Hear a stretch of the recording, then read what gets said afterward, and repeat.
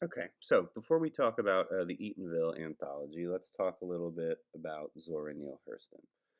So, Hurston, on top of being an author, was also an anthropologist, so it makes sense that the Eatonville anthology, which is her first large major work um, that she wrote after she graduated from Barnard College, which was at the time the women's school at Columbia in New York, moved back to where she grew up in Eatonville, Florida. And as a writer and an anthropologist, what she wanted to do was to compile all of these old stories and kind of turn them into myths, right? Um, kind of mythologize all of this old folklore and all these stories from where she grew up. So it's very much a combination of both creative writing and anthropology. Um,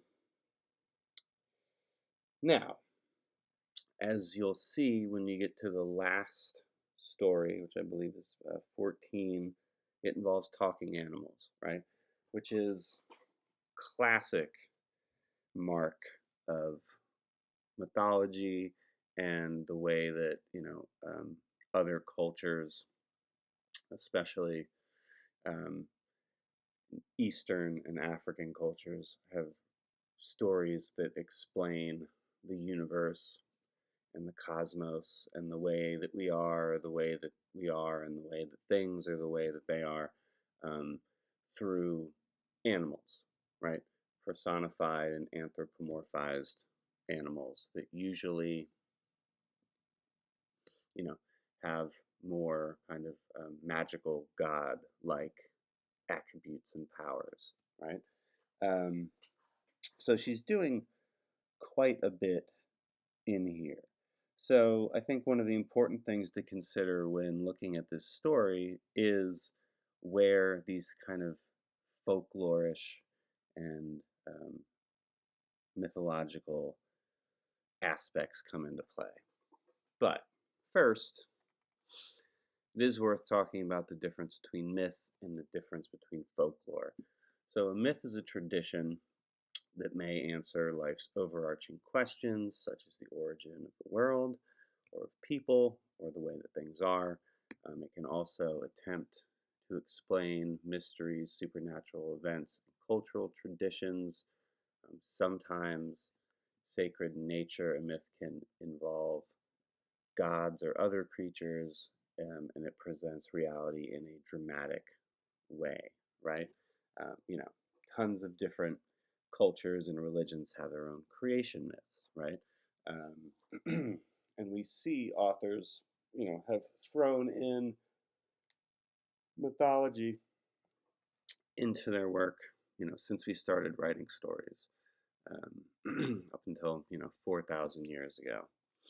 Now, the difference in folklore is that whereas myth has its core, the origins of people um, that are often sacred, folklore is more of a collection of fictional tales about people or animals, right? Superstitions and unfounded beliefs are important elements in the folklore tradition. So, I think it would be a good idea while reading through this to really consider maybe some modern myths. Um, you know, why, and we'll talk about this when we get to section 14 a little bit more, but why do we tell so many stories from the perspective of anthropomorphized animals? Um, is it to connect us more with them? Is it, um, to display the fact that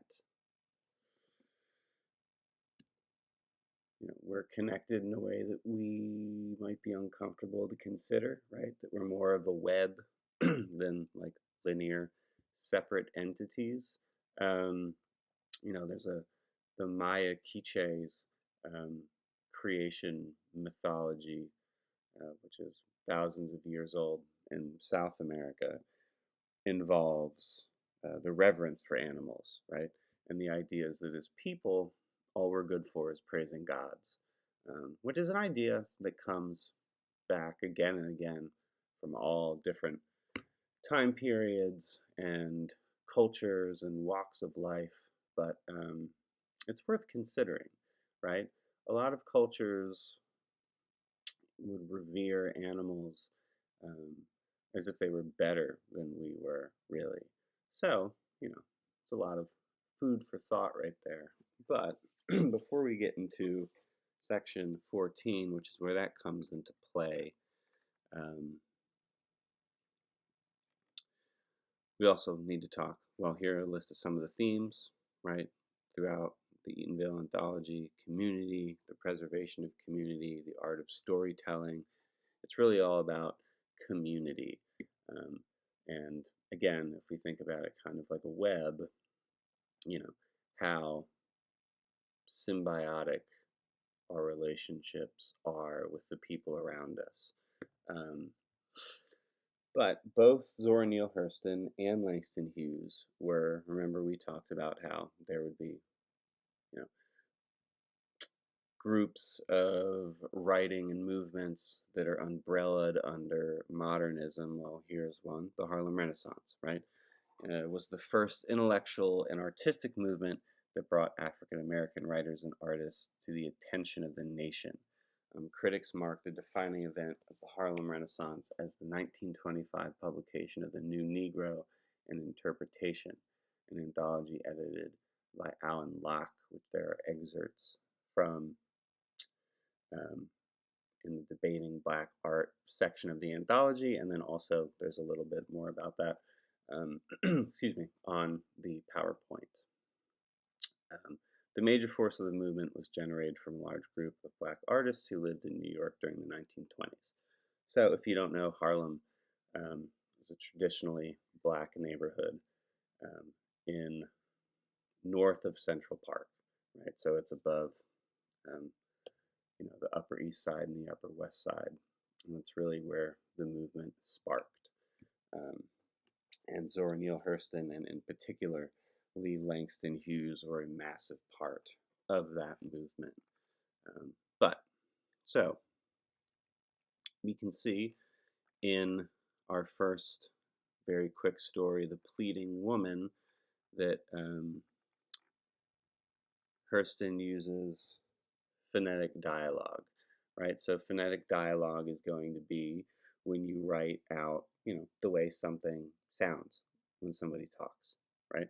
As opposed to it being in, quote unquote, proper English. Um, and we have an example here, right, in our yellow highlight. But, you know, all this story is about Mrs. Tony Roberts, right? And we're told in the beginning that her husband gives her all he can take and scrape, which is considerably more than most wives get for their housekeeping, but she goes from door to door begging for things anyway, right? Um, so then we have, this kind of jaunt she goes on when she is trying to get everything she needs to boil a pot of greens, right? She goes to Mr. Clark and asks for um, some meat to throw in there, right? So we have an interesting example of irony here, right? So she follows this angel on earth to his meat tub and superintends the cutting, crying out in pain when he refuses to move the knife over just a tiny bit more. So, what's happening here, right? He's, you know, cedes to her requests and will give her a slab to throw into her greens, and she's upset that it's not enough, right? Which is ironic if he's being referred to as an angel on earth because he is showing her goodwill. It's just not enough, right? And then we find out when she goes to the next person to actually um, get some greens that she thinks she's being stingy, right? And it ends with Mrs. Pearson raises the ante, and the pleading woman moves on to the next place, and on and on. The next day, it all commences all over. So, you know, maybe not a ton of mythology in here, but it is also, if you think about it as a collection of anthropological studies, right? It's kind of fun to read these and be like, oh, I know somebody like that, or like I remember someone like that around town or in the neighborhood or down the road, um, who always wanted something. And, you know, does it have to do with needing anything, or does it have to do with human interaction and just getting out there and being able to talk to people, um, etc.? You know, then two, we do have an example, and it's very short, of kind of mythological and magical elements of folklore coming into play, right? Jim Merchant is always in good humor, even with his wife. He says he fell in love with her at first sight. That was some years ago. She has had all her teeth pulled out, but they still get along splendidly. He says the first time he called on her, he found out that she was subject to fits. This didn't cool his love, however. She had several in his presence. So we have, this couple that's in love, um, and Jim loves his wife regardless of the fact that she has fits, whatever that may be. Um, one Sunday, while he was there, she had one, and her mother tried to give her a dose of turpentine to stop it, which is a great example of how great medicine used to be 100 years ago. Turpentine you use to strip varnish off of wood. Um, Accidentally, she spilled it in her eye, and it cured her. She never had another fit, so they got married and have kept each other in good humor ever since. Right? Regardless of the fact that you shouldn't be taking turpentine for anything, um, the idea that a drop of it falling in your eye and miraculously curing you of your lifelong illness um, is a very mythological detail, right? It's an element that we'll see, right? We have some form of magic coming in, and we could almost say this is like a version of kind of like folk magic that turns into a tall tale, right? Um, Tippy, right? We have this sad story about a dog. Um, the most interesting member of the family, also fond of bones, but another kind, is Tippy, the Joneses' dog. He is so thin that it amazes one that he lives at all. He sneaks into village kitchens if the housewives are careless about the doors, and steals meats even off the stoves. He also sucks eggs. For these offenses, he has been sentenced to death dozens of times, and the sentences executed upon him, only they didn't work. He has been fed bluestone, strychnine, Nux vomica, even an entire Perunia bottle, beaten up. It didn't fatten him, but it didn't kill him. So Eatonville has resigned itself to the plague of Tippy, reflecting that it has erred in certain matters and is being chastened. In spite of all the attempts upon his life, Tippy is still willing to be friendly with anyone who will let him. So, you know, again, if you think about kind of legends and folklore, there's always that story about that old dog that just won't die, right? That bothers everyone, you know. Um, but at the end, Hurston throws in a bit of empathy, right? In spite of all these attempts upon his life, Tippy is still willing to be friendly with anyone who will let him. So, um, you know, another attribute of folk tales and creation myths and cautionary tales and mythology, right, all has to do with they're usually morality tales in one way or another, right? So, morality tale, not to be confused with a morality play, um, is a story that is going to impart something to us, right? It's um, stories that are supposed to impart some form of knowledge in one way or another are called didactic stories, right? We're supposed to learn something from these stories. So, what are we meant to learn from this story about Tippy? maybe to show kindness to those that need it, right? Um, Seems to be a major theme. This is much more blatant than in the first story that we quickly looked at, but the kindness of giving someone the time of day and just talking to them, can be the same thing as being kind to a dog that just wants some affection, right? Because it obviously doesn't get it at its home. So, a lot of these stories also really do, they're supposed to tell us something. Even we have this funny one about Coon Taylor, right? Who never did any real stealing, of course.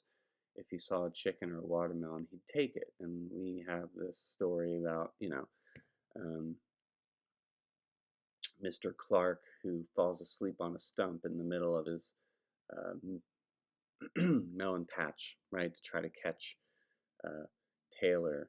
And Taylor goes to open the watermelon on the stump, not realizing someone's sleeping on there, and knocks him out, gets away. He eventually gets caught.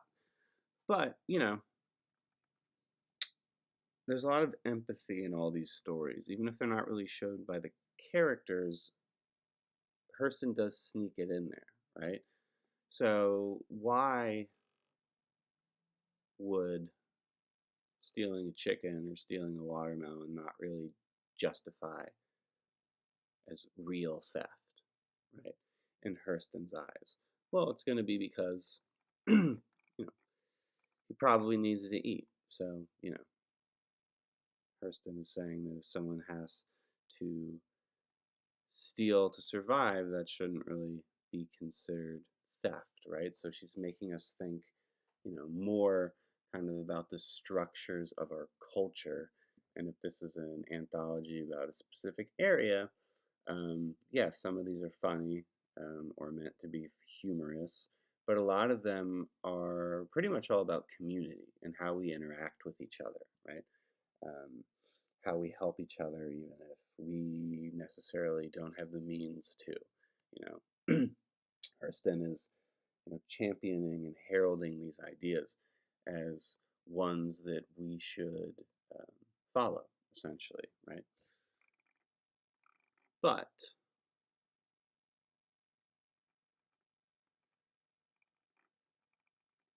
let's look at the most interesting piece in here, 14, which is where we get into the idea of personified or anthropomorphized animals, right? And again, classic hallmark of folk tales and mythology alike, is animals that have characteristics like human beings and can talk. And usually these stories explain one thing in one way or another, right? Here we have why dogs and rabbits don't like each other. Um, it is important to discuss the difference between personification and anthropomorphism, though. So, personification is the attribute of a personal nature or human characteristics to something non human, or the representation of an abstract quality in human form. While, on the other hand, anthropomorphism involves non human things displaying literal human traits and being capable of human behavior. So, in this story, right, we have more of an anthropomorphized version of all of these animals. Um, and this also kind of goes back to the idea of Mr. Rabbit being a trickster, right? Trickster tales are, um, well, one, they exist throughout, again, all different cultures and societies. We see them, like I talked about the Popol Vuh earlier, the Maya Quiche creation myth, right? The two main gods in that story are trickster gods, right? So they trick death to make the underworld not a place of torture and despair, the afterlife, right? But just an afterlife for people. Um, there are tons of famous trickster tales from different Native American tribes in North America. There's a famous one, I can't remember the tribe in the Midwest, but it's a tale about how to find water and what not to eat and what to eat, right? So we have a trickster um, fox that eats the wrong berries, has enough diarrhea to flood a forest, and once that settles, um, has to find a water source because he's dehydrated, right? So, in that story, if you read it, it's this absurd story about a fox that has enough diarrhea that it floods a forest. But what you learn when reading the story is what berries to not eat, and you learn what trees are right by water sources, right? And how to find them and follow them. So it's kind of a survival guide in one way or another. And that's not really what's happening here, but we do have the rabbit tricking the dog, right? Because they both want to wed Miss Nancy. Um, and the rabbit says that, he's not even going to try because he can't sing. The dog has a really good voice. So he tricks the dog by splitting his tongue with a knife so he can't really sing anymore, right? Um, and the dog has been mad at the rabbit ever since, right? And obviously, this concept isn't doesn't just apply to a singular rabbit and a single dog. It's the explanation for why every time a dog sees a rabbit, it chases it, right? This is Hurston's way of telling a humorous folk tale about why things are the way that they are. So now let's look at Langston Hughes.